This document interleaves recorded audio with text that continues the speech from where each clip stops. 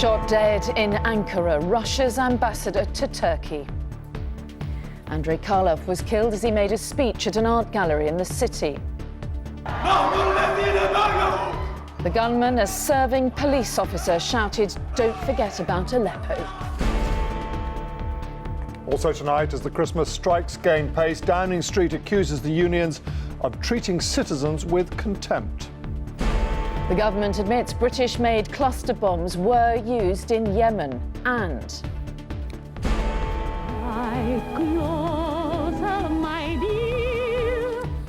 farewell to Zsa Zsa Gabor, the glamorous film star known more for her many marriages than her movies.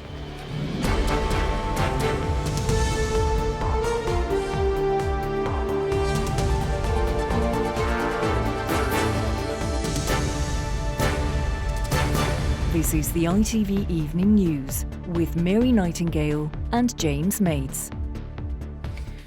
good evening. Russia's ambassador to Turkey has tonight been assassinated by a gunman who said it was for Aleppo. Andrei Karlov was opening an art exhibition in the capital Ankara when the man opened fire, shooting him 9 times at close range and shouting, "God is great." The mayor of Ankara has confirmed tonight that the killer was an off-duty police officer who was later shot dead. The dramatic events were captured on camera, and a warning that this report from Paul Davis contains images of the lead-up to the attack and its aftermath, which you may find upsetting. Seconds before he was fatally wounded, Ambassador Andrei Karlov was talking about photography. The man in the background, a plainclothes police officer, then produced a gun.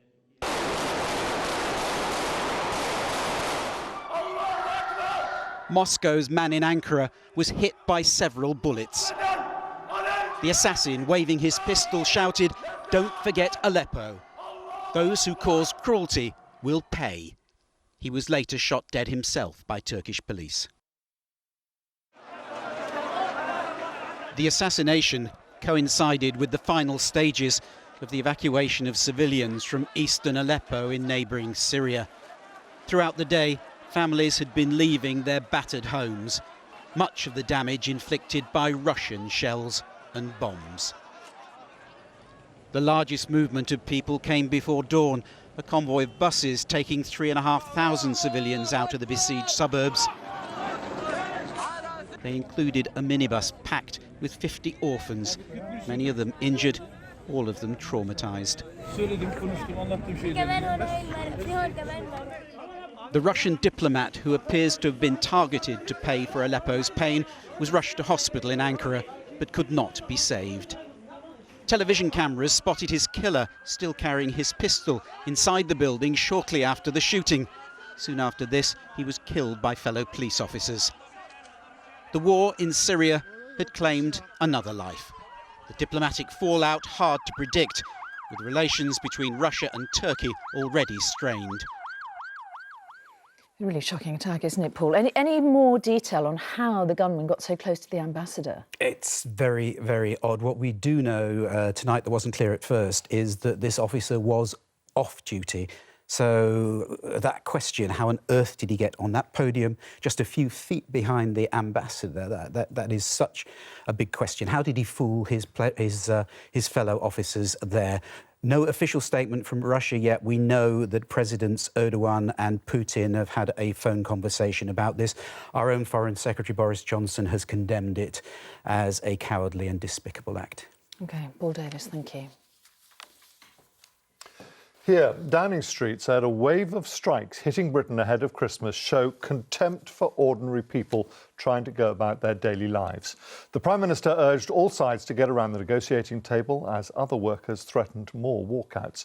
Today, rail workers and post office staff started industrial action, while pilots, cabin crew and baggage handlers are set to join in later in the week. Our business editor, Joel Hills, has more. 'Tis the week before Christmas, and on one part of the rail network, at many airports and certain post offices, it's really not that festive. The union representing post office workers clearly still has a sense of humour, but the message delivered to government this morning was serious. Their dispute is about jobs and pensions, and they claim these sacks are full of messages of support from the public. Workers everywhere in the UK are under huge pressure at the moment. In fact, I can't remember a time when workers in the UK as a whole are under more pressure to work harder, faster, cheaper, for less. The Post Office says much of the network remains open and it's business as usual, but in Prestwich there was inconvenience caused. They need the document arriving before the 28th, so it's important that I get it posted. And I've got to pick my daughter up, so I don't know whether I'll be able to get to another post office tonight. On top of the post office walkouts today, tomorrow and Christmas Eve, Southern Rail Guards begin a 48-hour strike at midnight. Baggage handlers from Swissport at 18 airports walk out on Friday and Christmas Eve. Virgin Atlantic pilots will work to rule from Friday, and a minority of British Airways cabin crew at Heathrow will strike on Christmas Day and Boxing Day. The strikes are legal, but some MPs have called for even tighter restrictions on strike action. I completely accept and understand people's right to strike if they're being treated unfairly or oppressed, but that right must be balanced with the right of ordinary people to get to work and to see their loved ones, particularly at a time like Christmas. It's Archie's first Christmas. He's booked a flight to France with BA from Heathrow on Boxing Day. Now, the airline insists all flights will go ahead, strike or no strike, but Mum and Dad are worried. While I have a huge amount of sympathy with people trying to better their working conditions, it seems really unfair that they can hold the Christmases of thousands of family to ransom. Talks between British Airways and Unite are ongoing. Talks between Swissport and Unite begin tomorrow. It is the season of goodwill. The worst may not happen. Joel Hills, ITV News. The Defence Secretary has admitted Saudi warplanes did drop British-made cluster bombs in Yemen. Sir Michael Fallon insisted it was only a small number and that the country has now promised to stop using them. But it's a major embarrassment for the government and its controversial ally. ITV News visited Yemen in October and heard evidence that the bombs were being used as recently as March. Neil Connery reports. A partly exploded British cluster bomb lies in a Yemeni storage facility. This deadly and indiscriminate weapon was filmed by ITV News near the Saudi border in October. Today, for the first time, the UK and Saudi governments confirmed these British cluster weapons have been used during Yemen's current war. The coalition confirmed earlier today that a limited number of BL 755 cluster munitions exported from the United Kingdom in the 1980s were dropped in Yemen, including in the incident alleged by Amnesty International, not far from the Saudi border, by a coalition aircraft. The UK has issued military export licences worth £6.7 billion to Saudi Arabia since 2010. In the 1980s, Britain sold cluster bombs to other nations, but signed a legally binding international treaty to ban the manufacture and sale of the weapons in 2010. All 108 nations who signed the agreement made a commitment to halt sales and prevent other nations using the bombs. The UK government can't ignore this. We've seen hospitals attacked, we've seen schools attacked, we've seen public buildings attacked, even funerals attacked. Now it's time the UK government took its head out of the sand, suspended arms sales to Saudi Arabia and the Saudi-led coalition immediately. 20 months of war have taken their toll on Yemen. 14 million people are now at risk from starvation. A major fundraising appeal by 13 of the UK's leading charities is now underway. Today's disclosure over the use of British cluster weapons once again puts the spotlight on the UK's role in Yemen's tragedy. Neil Connery, ITV News. A vote of no confidence in Northern Ireland's First Minister has been defeated in the Stormont Assembly. Members walked out of the chamber in protest twice today as Arlene Foster delivered a speech about her involvement in a botched heating scheme that could cost taxpayers £400 million. A man has admitted murdering a couple outside Matalan in Cardiff city centre. 20-year-old Andrew Saunders was arrested the day he stabbed Lee Simmons and Zoe Morgan on a busy street in September. He'll be sentenced in the new year. And a 101-year-old man who's thought to be Britain's oldest convict has been jailed for 13 years. Ralph Clark was found guilty of 30 counts of abuse against 3 children in the 1970s and 80s. The family of a junior doctor who killed herself at the height of the dispute between medics and government said more needs to be done to address a crisis in morale. An inquest heard that 25-year-old Rose Polger was considering leaving medicine and had self-doubts before she died. Our correspondent Rupert Evening is outside Torbay Hospital where Rose worked. Rupert, what did the family say? Well, it was a very brief inquest here in Torbay, Torquay, today, in which we learnt that Rose Polger was depressed, distressed. She was very unsure about the career that she'd chosen. She'd been a junior doctor, was in her first year as a junior doctor, working very long hours and doing an 11-day stint at the point at which she died. At the end of that inquest, we heard from her family a statement that said, "Doctors can feel a dreadful sense of personal failure and inadequacy if they struggle to keep working. Sometimes the despair can be sudden and overwhelming." We heard a statement within the inquest from Rose's boyfriend, another doctor, Dr. Alistair Hawley, who said the night before she died, she'd been walking along the beach near their home here in Torquay, expressing doubts about what she was going to do with her career. Now, the coroner at this inquest said that Rose was a very highly regarded doctor and that her loss was a great loss to the profession. Her family finished up by saying that morale issues within the NHS, that they hope something will be done about the crisis in the health service soon. Rupert, thank you.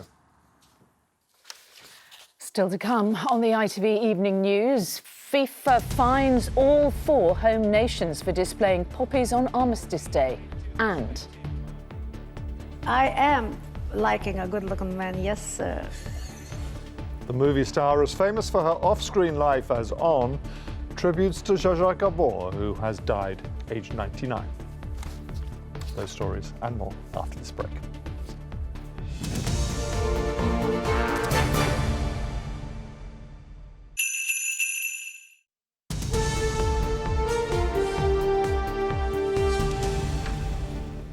Welcome back. The Justice Secretary Liz Truss has been urged to get a grip of the prisons crisis after hundreds of inmates rioted at a jail in Birmingham. Labour accused the government of failing to protect society and of ignoring warnings that urgent action was needed. Ministers have promised extra staff, but critics say it will have little effect. From Birmingham, Angus Walker reports. Inside the van, more inmates being moved out of Birmingham prison to other jails, and clearly not happy about it. Friday's riot, filmed on smuggled phones, has left 2 wings too badly damaged to be used. Inside the Commons, Justice Secretary Liz Truss updated MPs. Levels of violence are too high in our prisons. We also have very concerning levels of self-harm and deaths in custody. That's why we are reforming our prisons to be safe and purposeful places. From inside Parliament to just outside the prison in Birmingham. Nisar Khan, whose brother is behind bars, claimed he was talking to another prisoner on a mobile phone in their cell. We listened in as they complained about conditions and described the atmosphere inside as still tense. Tension's really bad in here. They're not helping you. Nothing. They're doing one by one lock and letting you out one by one to get your food. Not it could. It will kick off again. It will. Yeah, any time the tensions. Yeah. Yesterday they unlocked viewing for medication and they kicked off, so they shut everyone up again. What we heard from the prisoner will come as no surprise to a former inspector of prisons. The government have cut the numbers of staff, and Mr. Grayling, when he was Secretary of State, cut them by 1/3. And you cannot function with an overcrowded system with too few staff. Overcrowded, underfunded, the consistent complaints, and after 6 serious disturbances in as many weeks, a clear sense of crisis in Britain's prisons. I've been speaking to the Prison Officers Association. Their assistant chairman toured the damage today, talked about a lot of fire damage, and he's calling for the locks to be changed in this prison because prisoners had a set of keys for so long. They've heard the Justice Secretary Liz Truss outline her reform plan, extra investment, They say it's too little too late. They say in this season of strikes that industrial action is a possibility. Angus, thank you. The International Monetary Fund's chief executive has been found guilty of negligence over the sale of a sports company, but he hasn't been given any punishment in court. Christine Lagarde, France's former finance minister, was accused of allowing the misuse of public funds after approving an out-of-court settlement to a business tycoon in 2008. And protests are taking place in the US as the Electoral College formally gathers to select Donald Trump as president. Trump's opponents are using it as a last-ditch attempt to try and deny him the White House. Here, FIFA has fined the football associations of all 4 home nations for displaying poppies around Armistice Day. The biggest punishment was given to England for hosting the match against Scotland, where players wore armbands showing a poppy. FIFA had warned it would act if any side flouted its strict rules. And our sports correspondent Ian Payne is here. So why such a firm line on this? I think FIFA feel that if they allow this one to go, then it will allow other countries to wear emblems commemorating wars from maybe all over the world. They don't want that. FIFA maintain that the poppy is a political symbol and therefore it's disallowed. Now, as you've mentioned, early in November, England played Scotland at Wembley and both sides defied FIFA. They wore their poppies on the black armbands, as has happened before. FIFA have taken a dim view, and this is what they've decided to do. They've told the English Football Association they're going to fine them £35,000 for doing this, for having poppies all over the ground, and also for a little trouble in the crowd. Scotland have been told to pay more than £15,000 for the same offence, a lower figure, because they were the visiting side. Wales have been fined £15,000, despite not even wearing poppies on their armband, but because they displayed the poppy in and around the ground during the game. And Northern Ireland were fined £12,000 for similar reasons in theirs. The Republic of Ireland, meanwhile, they've also been fined. They've been fined around £4,000 for wearing a small symbol on their badge which commemorated the Easter Rising. The English FA are going to appeal because I understand they don't want this to go on every single year. They want a resolution. And UEFA, meanwhile, have said today that they would never punish anyone for wearing a poppy. OK, Ian, thank you. The head of cycling's Team Sky, Sir Dave Brailsford, has revealed what was in a suspicious package that's being investigated by anti-doping authorities. He told MPs that it contained a common decongestant that is not banned in or out of competition. Sir Dave said it was given to Sir Bradley Wiggins before he took part in the Tour de France in 2011. And finally tonight, long before Kim Kardashian became famous for being famous, there was Zsa Zsa Gabor. Glamorous, rarely seen without diamonds or indeed fur, the B-movie actress made a success of getting married and divorced. She died yesterday, supposedly at the grand old age of 99, although no one is exactly sure. Our arts editor Nina Nana looks back on Zsa Zsa's fabulous life. She may have been a B-movie actress. We're the only men on the whole planet? Yes. Wow.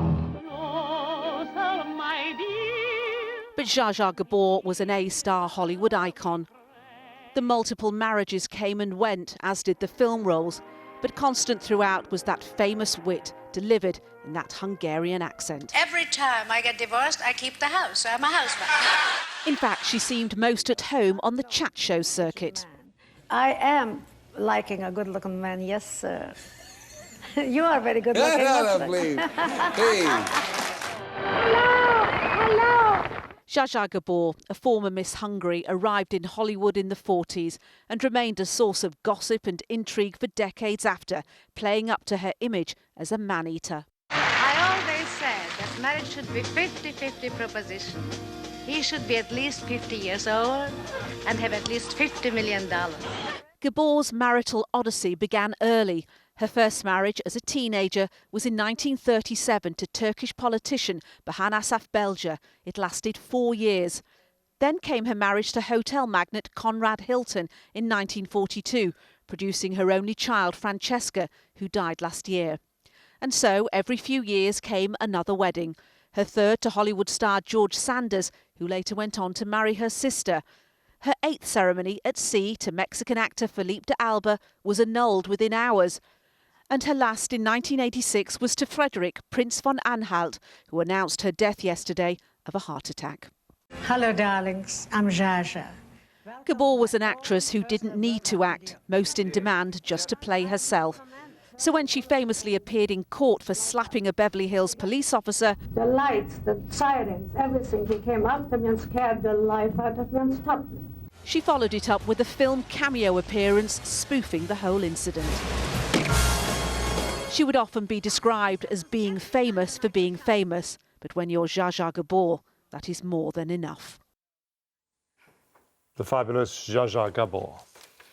And that's all for now. Tom Bradby is here with news at 10. But from the team here, have a very good evening. Bye-bye.